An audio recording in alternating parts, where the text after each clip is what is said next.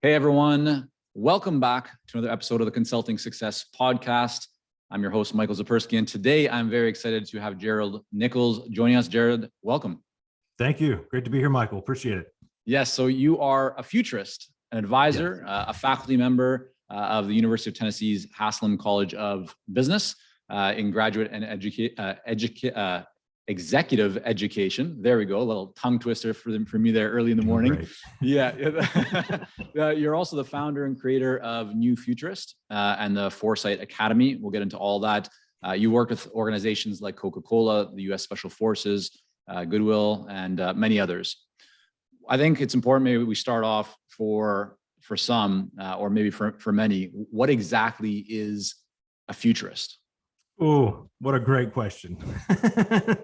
That's the one that it always comes up. Honestly, there's several different definitions depending on who you ask.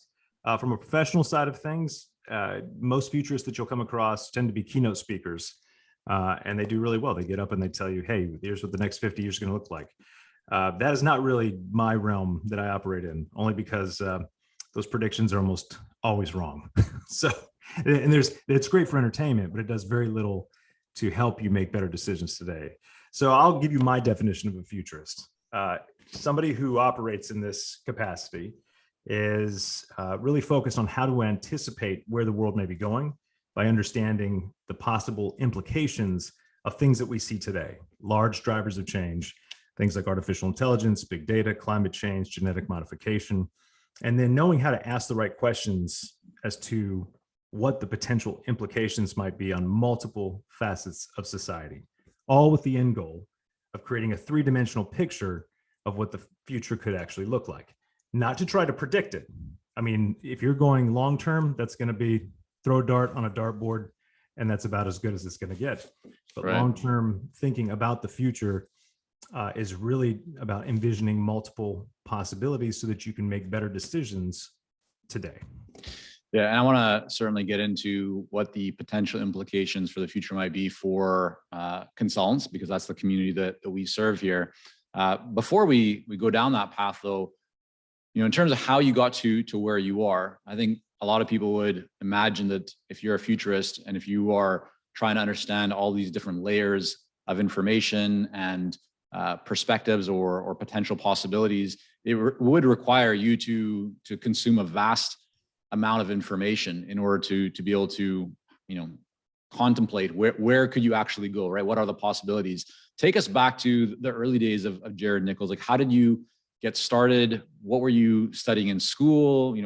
What were you doing before you started consulting and being a futurist? Well, this probably won't be the most clean, straight line, origin story.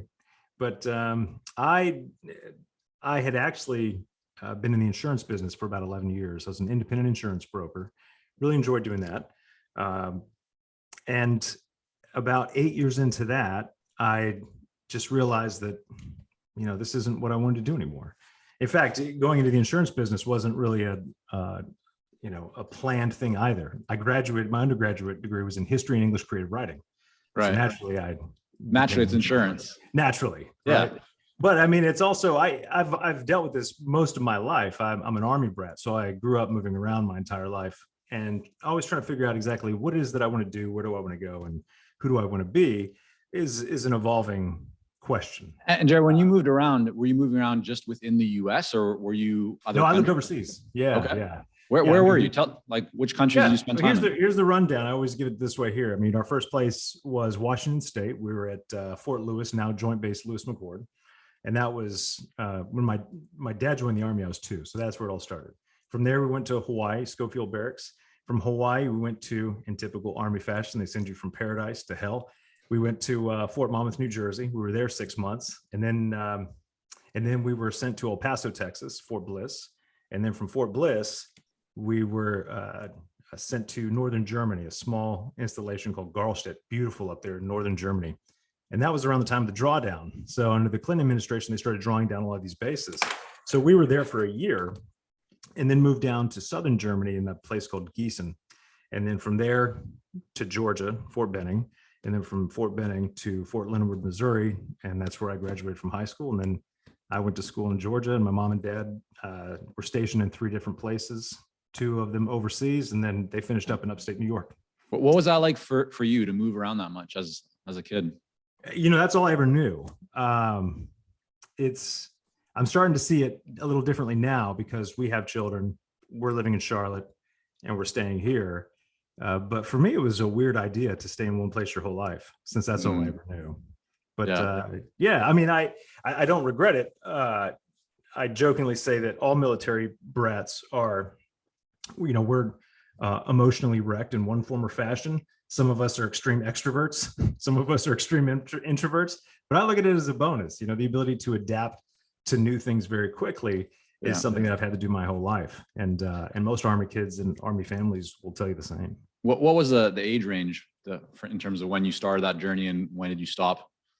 Oh, yeah. Well, from the age of 2 all the way through high school. Okay. But once it's in your blood, it doesn't get out. I mean, even when I was in my undergraduate program, I moved around. Gosh, in a 2-year span, I moved around 5 times. It just, you get into this habit of, all right, it's time to pick up and go. And even if that was just moving across town, Right. it gets in you. You get a little anxious, like, all right, 3 years, we're good. What's new? What's next? Yeah. All right. So we got that out of the way. That's kind of the early journey. Then you studied history and so forth, went into insurance, woke up one day going, this is not what I want to do for the rest of my life. What happened from that point? Yeah, my originally when I went into the insurance business, a big part of that was I just enjoyed working for myself. So I've never actually worked for anybody in my entire professional career. My wife tells me it's because I'm oppositional defiant, and I don't necessarily agree with that. But it's just I enjoy solving problems. I enjoy the autonomy, the freedom to work at my pace, and so insurance just seemed like an easy pathway to do that. So 8 years in, I just kind of stopped and thought, am I still doing this? And it was going great. It was very successful. I was able to work maybe 20 hours a week, was making more than I'd ever made, was able to race and train on my bike. And I was just bored out of my mind, to be honest. I was bored. Right. There you go. Okay. And that's when I discovered this program through another friend of mine in strategic foresight and future studies, which I thought was a joke at first. And then I went to the World Future Society in 2008, sat in on a session with a guy named Jay Gary, who was the professor at the time, and realized this is what I want to do. This is the way my brain works. And so you got deep into studying about the future. Where did things go from there? Like when did this idea turn into a business, into kind of your next career? Yeah, grad school. I knew I didn't want to be in the insurance business anymore, but I wasn't sure if I wanted to actually go work for anybody either. And so in grad school, during that 2-year period, that was when I really started to reimagine what my work could look like with this type of backing. And to give you some context, I was one of 10 graduate students that were in this program. And the other, I think it was maybe 8. So maybe 2 of us were the only ones that came from the private sector and went back to the private sector. The other 8 came from 3-letter agencies or defense contractors or think tanks, and they returned there as well. So you have companies, that operate in this realm that would recruit from our program. And but that wasn't what I wanted to do. I really thought that, especially after coming out of the program, this way of thinking and understanding how the world may unfold has tremendous value that should be accessible to everyone, outside of kind of the wonky foreign policy, economic policy, all the think tanks or defense. It needed to be accessible to more people. And so that was really the drive for me, was to transition my business from the insurance side of things into helping more people think this way, giving them the tools to leverage this type of information. Okay. So that's great. So now you decided, I want to go and build a business around this. How do you do that? Like, how did you go and actually get your first clients that are going to be willing to invest, money and resources into this idea of better understanding the future or possibilities? Yeah, that's a good question, because it's not like everybody is out there saying, hey, where can I find a futurist, right? Unless you're an event planner who's looking for a futurist speaker, that's not something that people are demanding right away. So, this has been part of the journey for me, is taking a more obscure idea and sometimes unnecessarily complex, and making it stupidly simple and accessible so that you don't have to, feel like you need an entire degree to understand it and utilize it. Mhm. And so early on in the journey, what I realized is that I needed to, first and foremost, learn what it meant to be a consultant. In the insurance business, if there's any insurance folks listening to this, we thought it was cool to call ourselves consultants, but let's be honest, we're brokers. We get paid on commission from the carrier, not from the client. And so we can call ourselves consultants all day long, but it's a completely different game. The Mhm. carriers would supply us with, materials and everything that we needed. In this world, you are responsible for everything. Yeah. And so I had started working with some folks that have been in the business for a long time, not foresight, but in the consulting world. And they were excellent. And I learned a lot really fast. But one of the big things that I learned early on was this: you never want to put yourself in a position where you're a commodity. Mhm. And so the way to do that is to build a substantial body of work and create intellectual property. Right. So the early part of my career was to create a lot of content, create intellectual property, Yep. to build a body of work, so Right. that when folks go and check you out, they get a really good idea of who you are and what you're about and whether or not you're the person they want to work with. So that was a big part of the early stages of building a business for me. Yeah. And do you remember what body of work or what intellectual property was the initial source of your first client? Like, how do you get your first client? Let's start there, and then I want to build on top of that. Sure. Well, the first way I got a client was the good old fashioned way of word of mouth, which honestly, even in this age of social media and all the marketing tools in the world that are out there, I have yet to find anything in the digital space that competes with word of mouth, with Mhm. somebody who says, look, you need to go work with Jared, because that right there removes all the obstacles if Sure. that person is somebody that they trust. So that was how I got my first client. Where the body of work comes into that is that they trust that they want to hire me, but if they want to do their homework, they have a place to go to see it. Mhm. And it's not like they're going to spend hours and hours scrutinizing your work. Most of the Right. time it's, let's just see what has this guy done? Who is he? And do we like him? Is there anything that you've done over the years? I mean, so you're talking about referrals and word of mouth, right? Which is widely accepted as the best way to generate business, right? Very often people are just in a position where opportunities come their way. They're more reactive, not as proactive. Is there anything that you've done over the years that you find actually helps you to generate more referrals or more actual word of mouth business?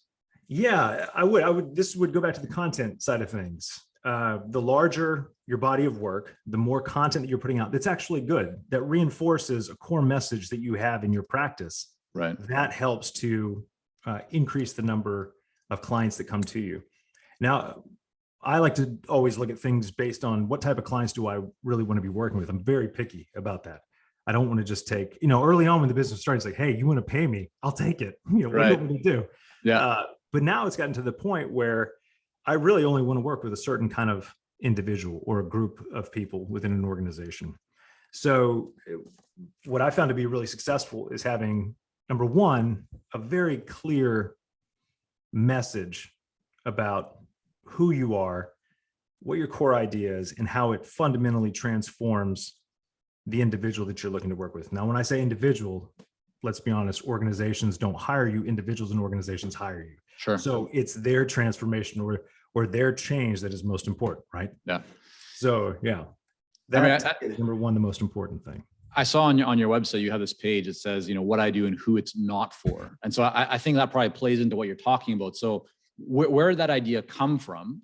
Yeah. And, I'd love to really know like why you have that page, because for many consultants, especially at the earlier stages, but even sometimes those that are, kind of somewhat established, the idea of putting up a roadblock or saying like, hey, don't come here, like I'm not for you, is a scary one. So where did that kind of idea originate from? Yeah, real simple. That idea came from Frank Kern.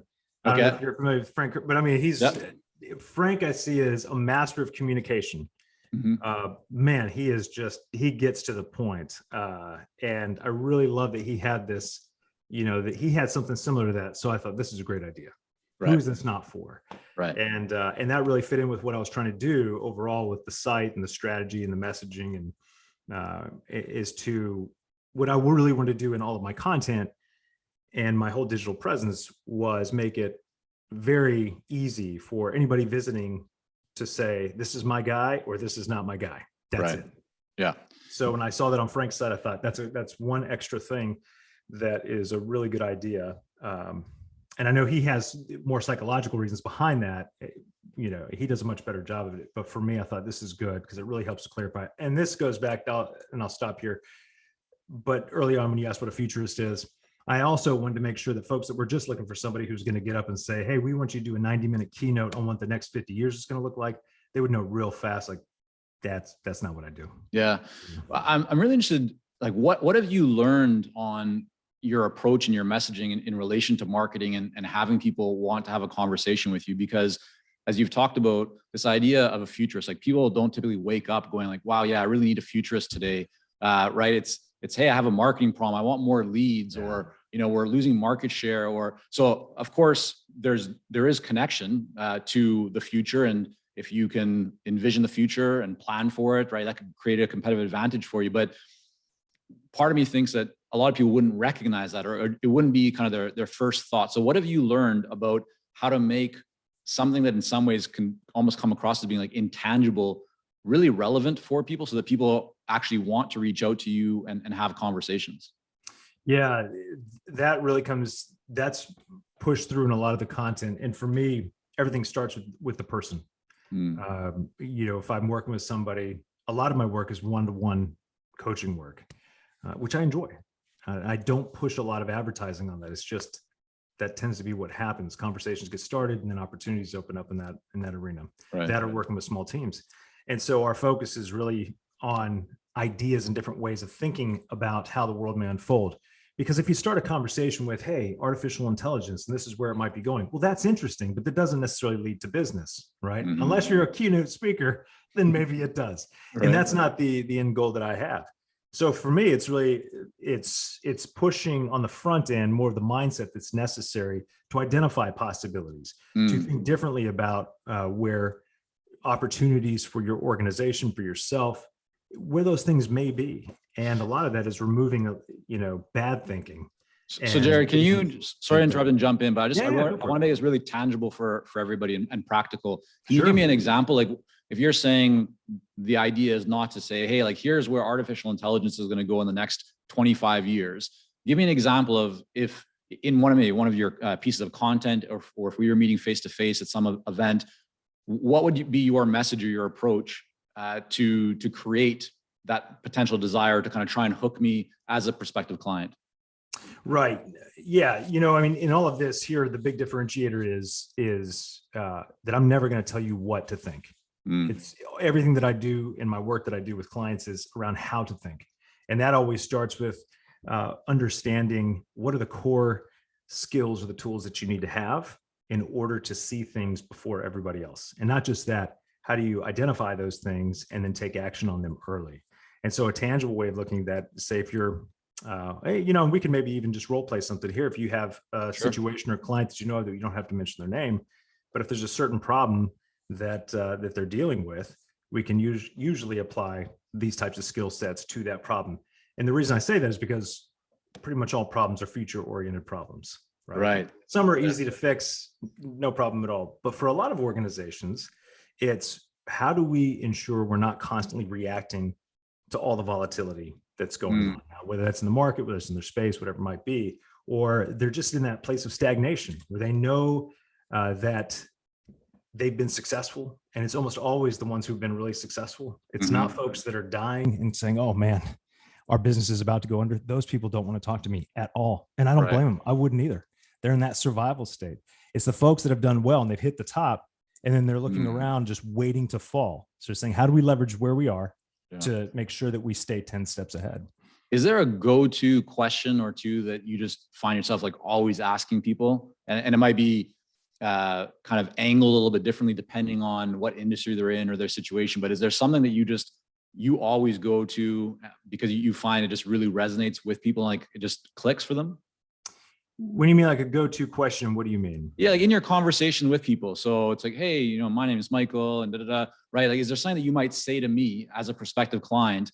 And I'm just saying in terms of people that you talk to on an ongoing basis, is there something that you might ask them about? Like, that people might, in a business scenario, you might ask, this year, what's one of the big initiatives that you're excited to be working on? Right. Something along those lines. Like, is there anything from that tends to kind of bring people or get them to really connect with this idea of the potential future, or just anything relating to your work? Yeah, with anybody, I like to sit down and just get to know them a little bit more. But when it comes to asking a specific question in this area, I always want to know what are your biggest concerns about the future overall over the next 5 to 10 years? Right? And that just gets people, and I want it to be open-ended. Yeah. Because again, most of us don't have a real clear cut. It's this one thing. Some people do, and that's great. But if they have a real clear idea of what that is, chances are they're already working on it, or they're trying to figure out a way to work on it. For a lot of us, it's, well, these are the things that I'm concerned about. And that really starts the conversation out, because, there's not a crystal ball that one person can look into and tell you, well, here's how all this is going to turn out. But most people have a pretty good idea of what is most concerning for them on an individual level and on an organizational level. So for some, it might be artificial intelligence and the impact that's going to have on their industry. For others, it may be climate change because they're in the agricultural industry or they live in Miami. They start to look at what's this big overarching problem that they're hearing a lot about. Most of it's doom and gloom, and they have no idea how to think about it, let alone how to take action on it. And so that's where a lot of the conversation starts, because for most people, the future is this idea, this concept that is being thrust upon them that they have no control over. And the reality is that you do. I mean, certain things are outside of your control, but we first have to start by changing this idea that the future is some thing that we're going to one day arrive at, or that it's this thing that's set in stone. And this may seem really elementary, but the reality is that we talk about the future as a singular thing, when really that's just not the case. It's a multitude of possibilities that could happen based on the actions you take today. When people finally realize that they have some agency in the direction that their life, their organization goes in, that really tills the ground for some of the deeper work. Yeah, no, I mean, I think it's very powerful, because even just going through the exercise of, I mean, this is something that we've done with our team, like at our annual kind of meetings or quarterly meetings, where we'll talk about what could the future look like, and are there potential threats or opportunities. And just by going through that process or that exercise of talking about the future, it puts you in a position of power, because you now can kind of plan for things or address things. Or I think it's just, it's something that probably not enough people do, but should do. And it really, I found it to be not only grounding, but also, just really empowering and helps you to plan and to take action, in the right direction. Yeah, well, it's one of those things that people think they can't do, because the idea is that the future is an unknown, so we can't really plan for it. So most of the energy is focused on, here's our historical success, here's our present day understanding of what that means. Right. Let's take some kind of mashup of this and throw it out ahead 5 years, if they're even thinking 5 years, maybe 1 year, and let's hope for the best. And the difference here really is something I like to call perceptual location, and that is the point in time. And I'm pretty sure I made that up, so I'm really happy about that. TM registered R or whatever. That's right. Here we go. Yeah, that's it. But so a perceptual location is what point on the timeline that you're making your decisions from, your perspective on how you're making decisions. The way most of us make decisions is that we stand in the present, we look to the past, and then we take our successes, we project them forward. This is all for how do we think about the future. Foresight, the difference there is that we stand in the future. We look back to the present, and we determine how we ultimately got to the place that we wanted to be. Yeah. And because when you do that, the mind is not bound by time and space. This is a human construct that we put around ourselves. So if you can remove those obstacles, now all of a sudden you start to answer the bigger question, which is not where do we need to be? What do we need to be doing? The real question that people want to have answered for themselves, whether they realize or not, is who do I want to be 10 years from now? Who do we as a team want to be? That's what foresight really helps people to get clear on, because there's outside things that you cannot control. Sure. That's just a fact. But the one thing you can control is who it is you ultimately become over a certain period of time. which is more important to an organization than where's our position in the market and how big is our organization? What is our revenue like? Sure, that stuff's important, but it should follow the bigger question, which is who is it we are aspiring to be? Do you find this may be a bit of a leading question, but I mean, do you find that individuals tend to think about the future, that the majority, like a very high percentage of the future is something that they cannot influence or control at all? Yet, if you really start to think about the future and you go through these exercises and then take actions and steps towards where you want to be in terms of like reverse engineering, as you said, kind of where you are in the future and then how you got to where you are, right? And you start actually taking steps towards that. Do you find that it's actually true that people are able to reach that future desired state a lot more often than they thought that they could? So I don't know if you understand what I'm saying, but it's I do, yeah. People often think like, yeah, I can't control the future. It's like, yeah, you're right. A lot of things out there around you can't control, but if you focus on what you can control, you can actually influence your own future a lot more than you might expect. Does that make sense? Okay. It does. Yeah. I mean, that's really the power of foresight, is that it's not just about anticipating where change and disruption might be, or opportunities, or all these sexy terms we like to use. Right. It's really about having the ability to influence future outcomes. This is how think tanks, various agencies have utilized this skill set to shape foreign policy, to shape economic policy. Right. All of it ends up, the way it's been utilized has been about influencing certain narratives over 10 to 20 years. Right. It's a science. It's an art and it's a science. Yeah. And this is why more people having the ability to do this, in my mind, is very important. It's interesting. I mean, I've spent very little time thinking about this at a policy level or an economic level. It's just more something that I think about in terms of our business, our community that we serve, my life, my family, these kinds of things. But let's bring the conversation back. So in your own business right now, it sounds like the real thrust of your marketing is content creation. You put a lot of ideas, put a lot of content out there. You're very specific and intentional on who you want that content to speak to and target. You do great work that creates word of mouth. Are those like the main two engines? Is there anything else that you've tried from a marketing perspective that has just fallen flat on its face, or that has worked, much better than you expected? Oh man, are you looking for like a specific example? Anything, yeah. I mean, let's put it out there. Failures are all embedded into the process of all of that. Yeah. Is there one thing that stands out, Jared? Like one thing that you just tried, you got maybe really excited about, and it didn't? Well, I'll tell you one thing that comes to mind here, and I don't know if this necessarily fits exactly, but it's a story of just colossal failure on my part. I'll tell you one thing: when I do get up and give a talk, I usually, if somebody says, look, so I'm not saying I don't do keynotes. I do, but I always let them know I'm going to talk for 20 minutes, maybe 25. So if 90 minutes is the time we've got, the rest of that time after I'm done talking is Q&A. That's what we're going to do. I said, I'm not going to get up there and talk. I hate PowerPoint with a passion. I don't want to use it. That's not going to happen. I have yet to have somebody say, oh, we really want PowerPoint. Right. We really need you to do a PowerPoint. So that's never happened. Early on in my career in this, I was invited to speak at the annual conference for a large professional association. I was thrilled. It's like, I can't believe this is gonna be great. And one thing they did want was a 90-minute presentation.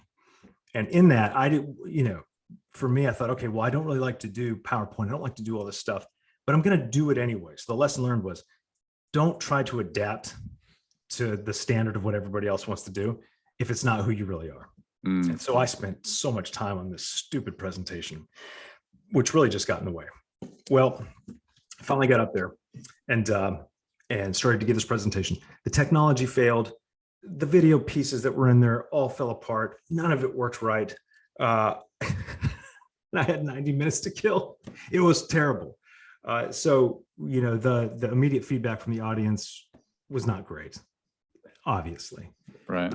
And so the lesson that I learned here was that trying to do things the way that everybody else has done them will never serve you. It just never will. That was a colossal failure, one that I have not repeated since. So I think of that like on a grand stage where other people see you failing in real time. Right. That's always a good lesson. Other stuff, is really, launching a new product or something, Okay. in the digital space that, maybe doesn't take off the way you think it's going to take off. Right. But for me nowadays, bringing that full circle, if I create something, the first question I ask myself, is this a one-off or is this something that can scale? And maybe not just scale from a revenue standpoint, but if it's just simple content creation, how can I take one piece of content and turn it into 10 without having to do more work? Right. So that's really the way that I look at things, to try to mitigate, that potential failure again, Right. and keeping expectations where they need to be. So you have, you provided like talks and workshops, you do custom engagements, you have coaching, you also have digital product. What percentage of your business would you kind of attribute to each one of those currently? Yeah, I would say, just off the top of my head here, one-to-one work, coaching work, and workshops is probably the largest part of my business right now. Okay. Because for a lot of folks, they want to get a taste of what strategic foresight is. So the workshops are great. And then the one-to-one work usually follows along after that. If it's with a team, with a board of directors, with an individual. The digital side is also, it's gone well with my partnership with the University of Tennessee with the Foresight Academy. That is an area that's really interesting. And how I came to discover Frank Kern and a lot of these other folks is learning how to create, develop, and deploy a digital product.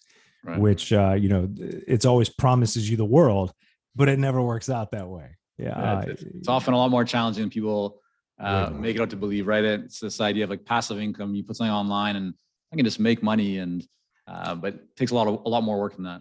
Yeah, absolutely. Well, and you also realize quickly that in that world, unless you're in the digital marketing space, for example, most digital marketing products, tools, and tricks, and all of that are designed by digital marketers to teach other digital marketers how to be great digital marketers. Right. So if you're in the consulting space outside of that realm, a lot of that stuff does not apply. So you have to find ways to adapt what's good, and go from there. So I think this is very relevant, right? Many people do look at marketing tactics or strategies that are really created for and by people that are selling to consumers or at a much different scale, not to a business owner, certainly not a mid-size or large organization. Is there anything that you've learned that you've seen work really well in terms of taking your intellectual property, packaging it, offering it digitally, and making it, profitable to sell to organizations? Anything that I've learned? Yeah, like is there anything that you found? If that's relevant to what you're currently doing, what you think is going well. Yeah, from building, digital assets, whether it's a course, I'll tell you what has been really well is to develop, to have the ability to be in front of a camera is really important. So as you can see here, I don't know if anybody will see a video of this conversation, but this is also my studio. So I shoot all my own videos. And build all that stuff because I enjoy doing it. This is not something I would recommend to most people if you don't want to shoot and edit, which I enjoy the creative process in doing that. So getting really good at delivering your content in front of a video is really important in my mind in this day and age, because it gives you the ability to leverage time in ways that other people can't. So for instance, if we have, say, a half-day workshop and we're trying to cover a lot of things in that workshop, one thing that I've done recently, and this has been great with organizations, is I have 2 videos that I'll shoot. I shoot it once, and then it's up there, and then folks have access to it. And they'll go in there, and they start to first and foremost understand what's my philosophy about what it is that we're doing. Let me explain what it is that we're doing. The things that would take up time in the beginning to, the time that it would take for me to convince you as a group that I'm not completely insane, that I'm not making this stuff up, that there is some real backing to what we're going to be doing. But more importantly, what's the philosophy of success that we need to have going into this? Yeah. So starting it off by saying, if you're watching this, that means that we're going to be together in person and then a number of days, weeks, maybe even months. And then the other video is really, here's your homework assignment. It's one of the most important skills in my field. And it gives them an opportunity to start flexing that muscle before we ever get together in person. And the goal is that we have a limited amount of time. We want to hit the ground running. Because for me, I never want to leave a group of people I'm working with with a feeling that they just had a lecture or that they just learned something that they could have read in a book. I want them to get their hands dirty real fast. I want them to put things to use, because that's what foresight is. It's a tool. And if you can learn how to use that tool, then you can take it back to your organization, your life, whatever it might be. So let's dive into that for a moment in terms of the future and how people can benefit from it. So the two questions I have for you regarding this is, number one, out of all the work that you've done and all the thought that you've given to the future and where we stand here today, what do you feel the impact or the opportunities are for consultants? So, I mean, you are a consultant. You've worked with consultants. I mean, you talk to many different organizations.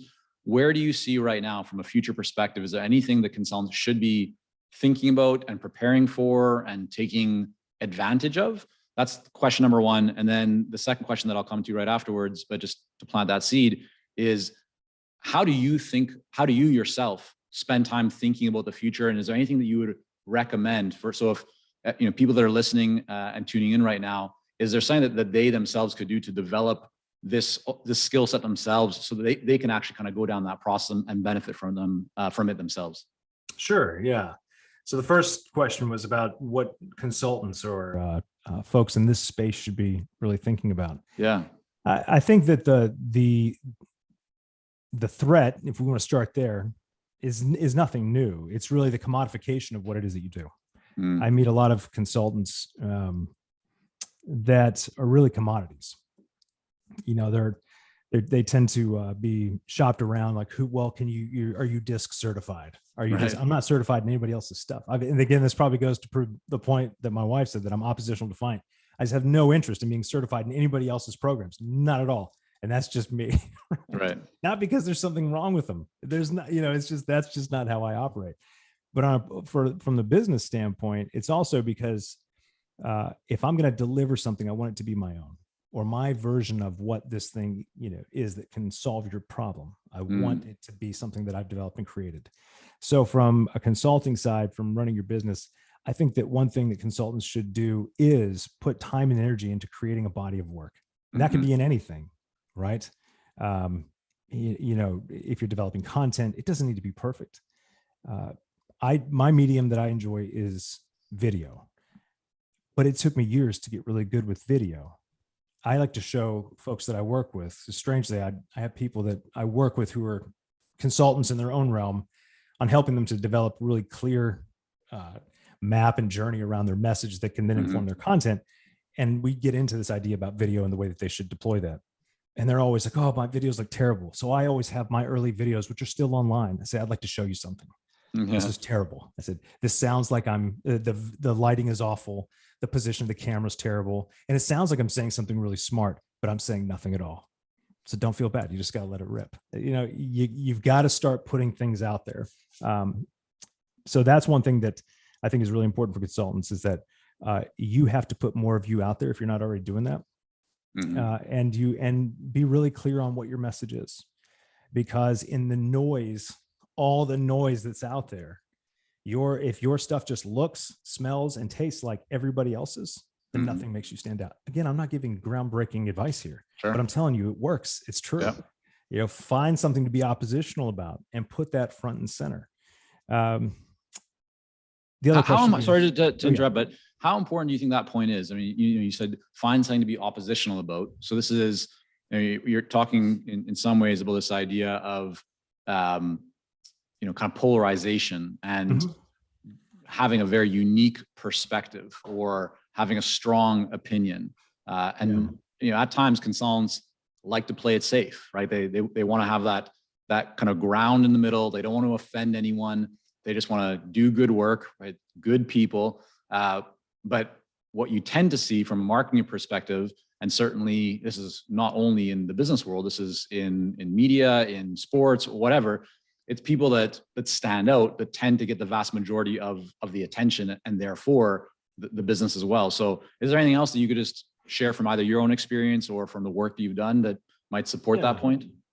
Yeah. For me, Michael, my about 6 years ago is when I started to really shift where my business was, because for the first half of it, I was just trying to do what I saw others doing successfully. Mhm. Now there's value in that, because if you're jumping into an area that you don't know about, you should imitate the most successful folks you see. Say, well, that's smart. One of the things that I learned early on from the mentors that I had and the community that I was a part of was never bill by the hour. That is a Mm. stupid idea, right? Like core concepts, because what you're doing is you're attaching your value to time. Sure. It's like you need to build by the project. You need to build value. Like everything needs to be focused on objectives and value. And who wouldn't want you to complete something in a quarter of the time and pay you twice as much, right? I've never had anybody complain about that. Mhm. So things like that were really important. I imitated those that I saw as being really successful.